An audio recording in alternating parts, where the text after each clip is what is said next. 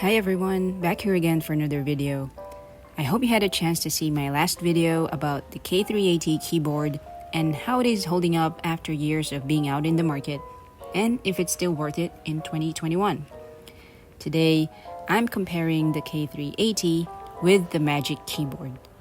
These are two different keyboards and definitely have big differences in many aspects. Obviously, these two are physically different. But if size and weight matters to me, though both are slim, then I would lean towards the K380. The K380 has a small build and quite light, so it will be easy to carry around. Here are the measurements. This is made out of plastic but of good quality. The keys are rounded and circles for most of the letters and numbers, and oval for the function keys. The K380 comes in many colors, though in most countries, only the black, white, and rose are available. But in other countries like Singapore or in Asia, the blue is also available, like mine.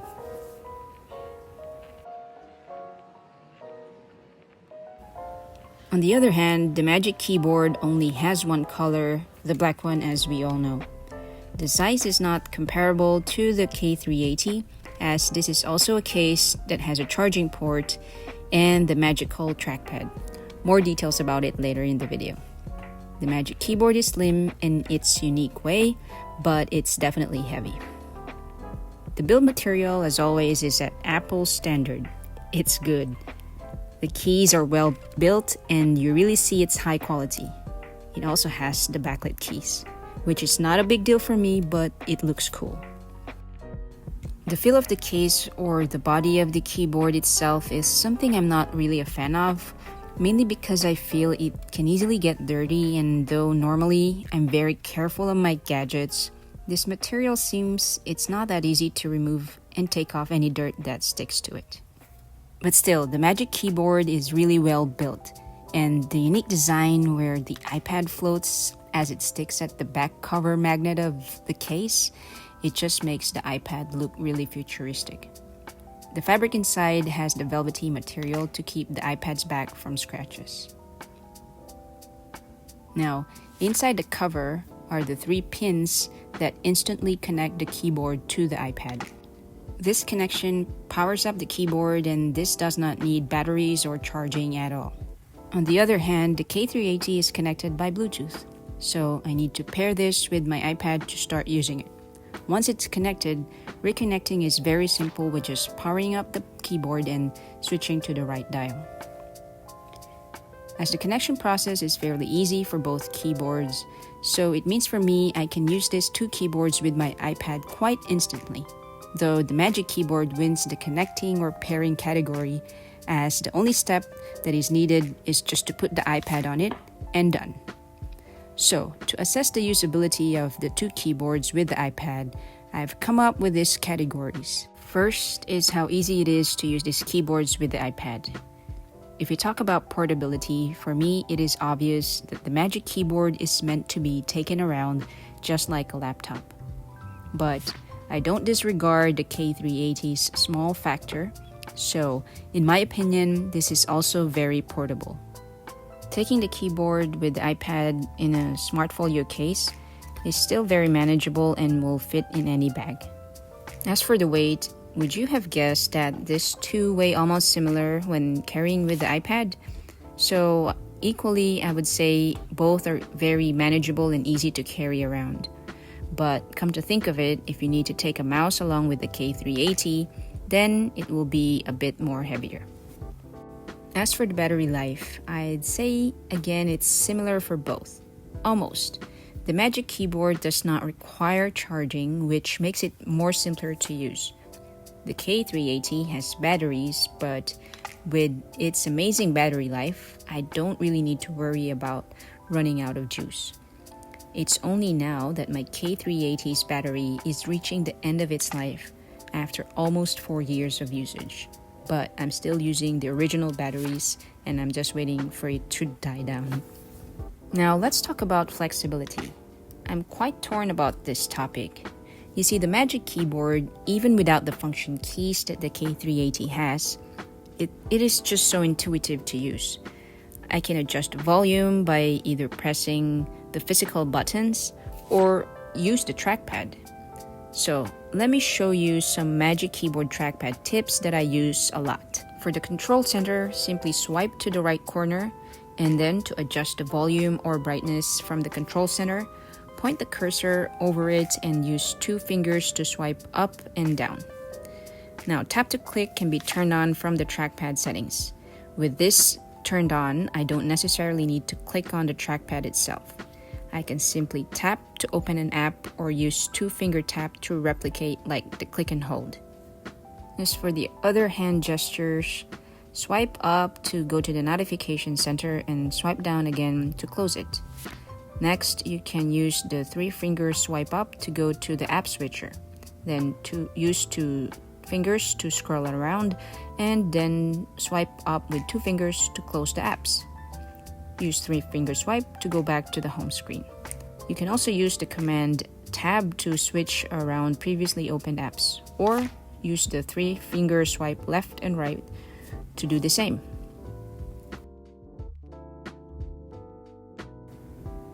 Next, to take a screenshot is the same as doing it on the K380. Use Command Shift and 3 to take the screenshot. Or you can also use Command Shift and 4 to take the screenshot, and at the same time go to the markup mode right away, and so you can do crop, write on it, doodle around whatever you need to edit the screenshot. Now, using the K380 keyboard has its own version of flexibility. The main feature of the K380 is its ability to be used with 3 devices at the same time and for any kind of operating system. And just with the fraction of price compared to the Magic Keyboard. So, as I said, I'm quite torn about this flexibility topic as it really comes down to one's own preference. If what's more important for me is to have a good mouse or trackpad to use with my iPad, then I'll choose the Magic Keyboard. But if I need to use the keyboard with more than 1 device at the same time, then obviously the K380 is the perfect keyboard.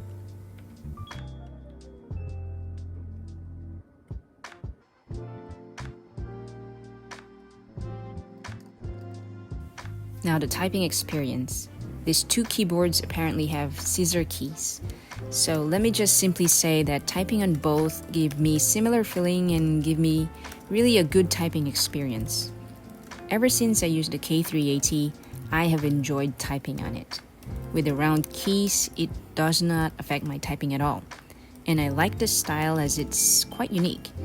I have mentioned this in my other videos that I prefer typing on keys with low key travel and quiet clicks. So here's some typing sounds on the K380.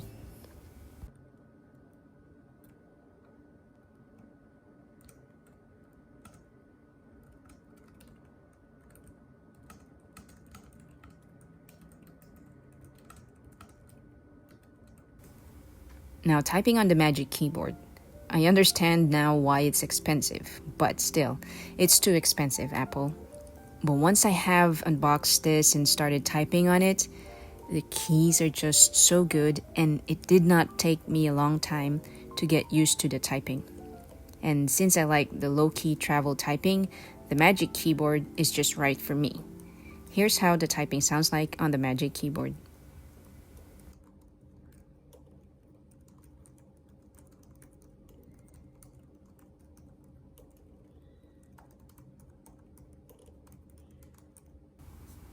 I also want to do a quick lap typing test, and I think you may already have a hint that I will say the Magic Keyboard is more suitable for typing on the lap and way better than the K380. Using just the iPad Smart Folio case that I have, it just won't work. Perhaps if I have another case like the Moshi Versa cover I had for my iPad Air 3, I could probably do some typing, but still, it won't be that comfortable to use like the Magic Keyboard. The Magic Keyboard, because of the good weight distribution, it stays well on my lap when typing. And as it has the trackpad, I can avoid touching the screen, but even if I touch the screen, it stays well in place. So now is the time that I give my verdict. I have loved my K380 keyboard ever since. It has been my work companion for almost 4 years, and so far the keyboard runs well without any lag or issues. I will continue to use it at work where I use a Windows laptop. But now that I also use the Magic Keyboard, aside from the reason that I have to use it because I paid a hell lot of money on this, the typing experience is just really good. Plus, it's so convenient to use by just attaching the iPad to it. And the big plus, that it comes with a trackpad. When I need to do serious typing, emails, some spreadsheets, and replying to YouTube comments, the Magic Keyboard is what I definitely use all the time. However, will I recommend the Magic Keyboard over the K380? Probably not because of the price. It is a great keyboard and the trackpad is just a great convenience to have, but it's just too expensive. If it was a bit cheaper, then I will recommend this. The K380 is definitely a good alternative to the Magic Keyboard, and it is still way cheaper than the Magic Keyboard, even if you get a mouse to go with it. So, hope this video helps. And that's it. Thanks for watching.